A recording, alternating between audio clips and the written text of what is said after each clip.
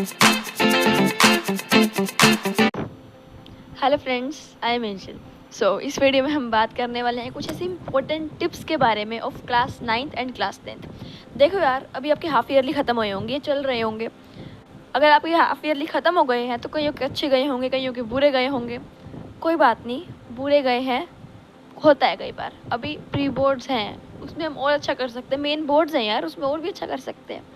And हाँ, अगर आपके अच्छे गए हैं तो यार सिर पे मत चढ़ने दो। अच्छे गए हैं तो अगली बार बुरे भी जा सकते हैं, इसलिए अपनी तैयारी करते रहो, ठीक है।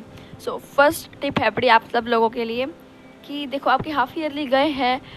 मिस्टेक्स तो देखो हर किसी ने करी होंगी। मिस्टेक्स कौन नहीं करता, मिस्टेक्स तो करी होंगी आपने। तो उस मिस्टेक को अपनी एक मिस्टेक नोटबुक बना लो और उसमें लिखो कि आपकी कहाँ मिस्टेक हुई है, आपने कितनी मिस्टेक करी है, कहाँ आप अटकते हो। आपको पता चल जाएगा मेरे यहाँ मार्क्स कटते हैं, ताकि प्री बोर्ड में या मेन बोर्ड में जब आप जाओगे ना तो आप वो मिस्टेक नोटबुक देख के जाना कि यार मेरे यहाँ मार्क्स कटते हैं, अब मुझे ना इस पर थोड़ा ज़्यादा ध्यान देना है, थोड़ा ज़्यादा ध्यान देना है मैंने इस चीज़ पे, क्योंकि मेरे यहाँ मार्क्स कटते हैं, ठीक है ना। ये मिस्टेक नोटबुक बनाने का फ़ायदे होते हैं।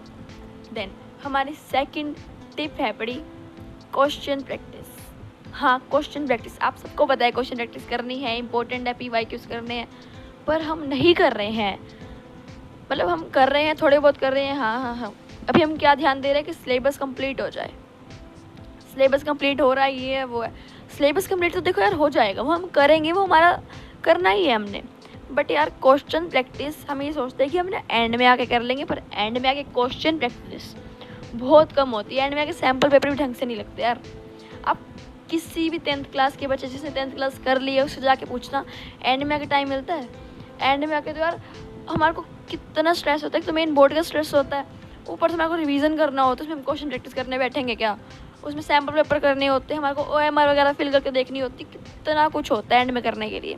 हम इसको भी एंड के लिए छोड़ देंगे ना तो फिर होली। और देखो 6 महीने जा चुके हैं आपके, अगर अभी भी आप नहीं उठ रहे हो तो फिर किसका वेट कर रहे हो। देखो 6 महीने जा चुके हैं, आपको अब तो उठना ही पड़ेगा। वो कहते हैं ना, काम ज़्यादा करो सोचो कम। हम क्या करते हैं, सोचते रहते सारा दिन यार अभी जाऊँगी, अब मैं ये करूँगी, डायरी बनाते हैं, करेंगे वो करेंगे, कर रहे हो फिर वो चीज़। फिर जब उतना टाइम होता है ना कि हाँ इतने बजे मैंने करना था, अब वो इतना टाइम हुआ है कि तो करो, फिर कहेंगे नहीं यार कल करेंगे। क्यों कल करेंगे, क्यों, किस लिए कल करेंगे?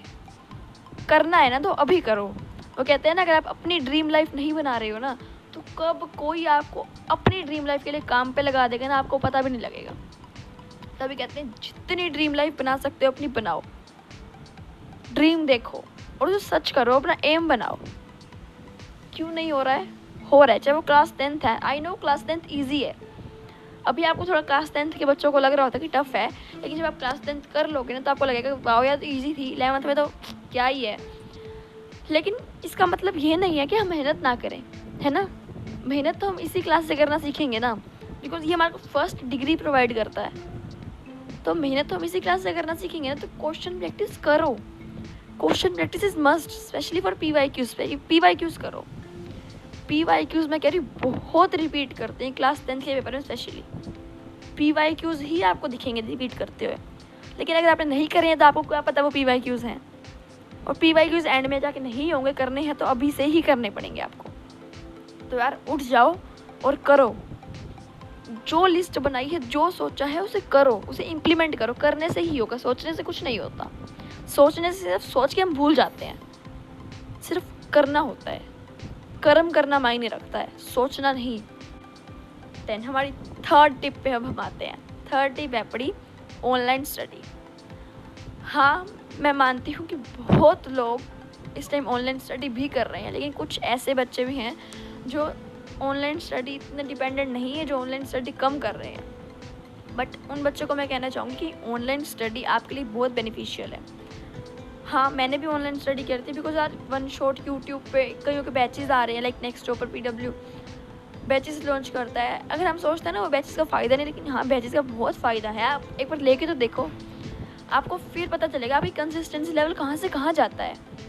बिकॉज हम यार सेल्फ स्टडी कितना कर लेंगे, 2 से 3 घंटे 4 घंटे, लेकिन वो जो होता है ना बैचेस से हम कंसिस्टेंट रहते हैं, उससे हम सेल्फ स्टडी भी करते हैं, लेकिन हम कंसिस्टेंट भी रहते हैं।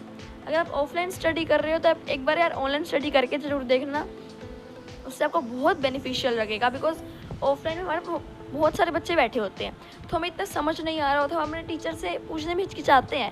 बट वो होता है ना, ऑनलाइन स्टडी में कुछ भी जाके किसी से भी पूछ लें, हम सर्च मारे हमारा आंसर आ जाता है, और बिल्कुल डिटेल्ड आंसर आता है, बिल्कुल अच्छे से समझ आता है हमारे को वो आंसर। और हाँ, यहाँ तक की बात है कि हम डिस्ट्रैक्टेड हो जाते हैं, डिस्ट्रैक्शन है बड़ी, वो तो यार देखो हमें अपने माइंड पे ही कंट्रोल करना पड़ेगा ना डिस्ट्रैक्शन का। वो तो आप देखो बाहर भी जाओगे तो भी डिस्ट्रैक्शंस हैं, और फ़ोन तो आप वैसे भी लेके बैठते हैं ना अपन। तो हाँ, आपको ये डिस्ट्रैक्शंस को छोड़ के और ऑनलाइन स्टडी जितना कर सकते हो आप ट्राई करो करने का, ठीक है। और स्पेशली देखो गाइस, अब हम सोचते हैं कि ऑनलाइन स्टडी ज़्यादा फ़ोन देखेंगे हमारी आंखें ख़राब हो जाएंगी। उसके लिए गाइस लेंस का चश्मा भी आता है कि जिससे हमारी आइज़ ख़राब ना हो, तो आप वो चश्मा ले सकते हो। कहते हैं सोल्यूशन ढूंढने पे ढूंढा करो, प्रॉब्लम्स मत बताया करो, ठीक है। मैंने आपको ये टिप्स दी, इसे फॉलो ज़रूर करना। फर्स्ट टिप क्या आती है, अपने हाफ ईयरली से सीखो।